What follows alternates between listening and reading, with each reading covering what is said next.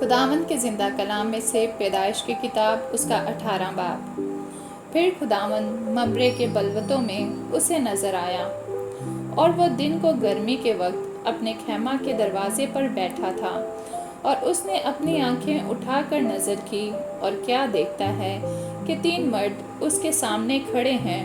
وہ ان کو دیکھ کر خیمہ کے دروازہ سے ان سے ملنے کو دوڑا اور زمین تک جھکا اور کہنے لگا کہ اے میرے خداوند، اگر مجھ پر آپ نے کرم کی نظر کی ہے تو اپنے خادم کے پاس سے چلے نہ جائیں، بلکہ تھوڑا سا پانی لایا جائے اور آپ اپنے پاؤں دھو کر اس درخت کے نیچے آرام کریں۔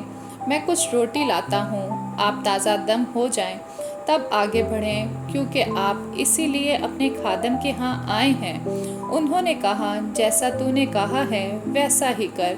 اور ابراہیم ڈیرے میں سارا کے پاس دوڑا گیا اور کہا کہ 3 پیمانہ باریک آٹا جلد لے اور اسے گوندھ کر پھلکے بنا۔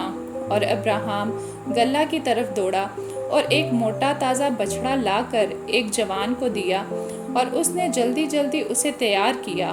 پھر اس نے مکھن اور دودھ اور اس بچھڑے کو جو اس نے پکوایا تھا لے کر ان کے سامنے رکھا، اور آپ ان کے پاس درخت کے نیچے کھڑا رہا اور انہوں نے کھایا۔ پھر انہوں نے اس سے پوچھا کہ تیری بیوی سارا کہاں ہے؟ اس نے کہا، وہ ڈیرے میں ہے۔ تب اس نے کہا، میں پھر موسم بہار میں تیرے پاس آؤں گا، اور دیکھ تیری بیوی سارا کے بیٹا ہوگا۔ اس کے پیچھے ڈیرے کا دروازہ تھا، سارا وہاں سے سن رہی تھی، اور ابراہیم اور سارا ضعیف اور بڑی عمر کے تھے، اور سارا کی وہ حالت نہیں رہی تھی جو عورتوں کی ہوتی ہے۔ تب سارا نے اپنے دل میں ہنس کر کہا، کیا اس قدر عمر رسیدہ ہونے پر بھی میرے لیے شادمانی ہو سکتی ہے، حالانکہ میرا خاوند بھی ضعیف ہے؟ پھر خداوند نے ابراہیم سے کہا کہ سارا کیوں یہ کہہ کر ہنسی کہ کیا میرے جو ایسی بڑھیا ہو گئی ہوں واقعی بیٹا ہوگا؟ کیا خداوند کے نزدیک کوئی بات مشکل ہے؟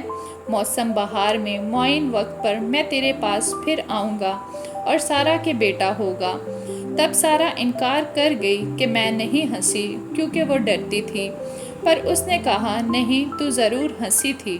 تب وہ مرد وہاں سے اٹھے اور انہوں نے سدوم کا رخ کیا، اور ابراہیم ان کو رخصت کرنے کو ان کے ساتھ ہو لیا۔ اور خداوند نے کہا کہ جو کچھ میں کرنے کو ہوں، کیا اسے ابراہیم سے پوشیدہ رکھوں؟ ابراہیم سے تو یقیناً ایک بڑی اور زبردست قوم پیدا ہوگی، اور زمین کی سب قومیں اس کے وسیلہ سے برکت پائیں گی، کیونکہ میں جانتا ہوں کہ وہ اپنے بیٹوں اور گھرانے کو جو اس کے پیچھے رہ جائیں گے وصیت کرے گا کہ وہ خداوند کی راہ میں قائم رہ کر عدل اور انصاف کریں، تاکہ جو کچھ خداوند نے ابراہیم کے حق میں فرمایا ہے اسے پورا کریں۔ پھر خداوند نے فرمایا، چونکہ سدوم اور عمورہ کا شور بڑھ گیا اور ان کا جرم نہایت سنگین ہو گیا ہے، اسی لیے میں اب جا کر دیکھوں گا کہ کیا انہوں نے سراسر ویسا ہی کیا ہے جیسا شور میرے کان تک پہنچا ہے، اور اگر نہیں کیا تو میں معلوم کر لوں گا۔ سو وہ مرد وہاں سے مڑے اور سدوم کی طرف چلے، پر ابراہیم خداوند کے حضور کھڑا ہی رہا۔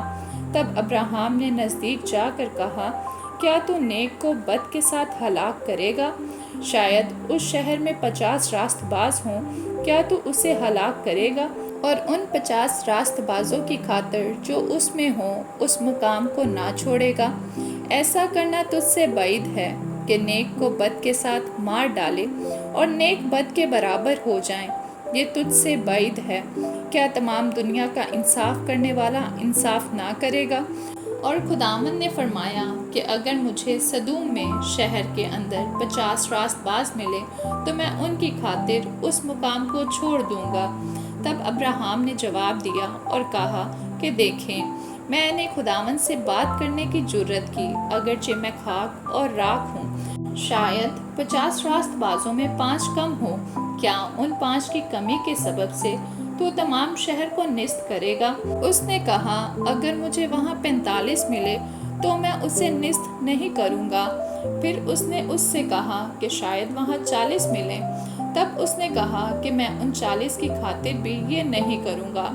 پھر اس نے کہا خداوند ناراض نہ ہو تو میں کچھ اور عرض کروں، شاید وہاں 30 ملیں۔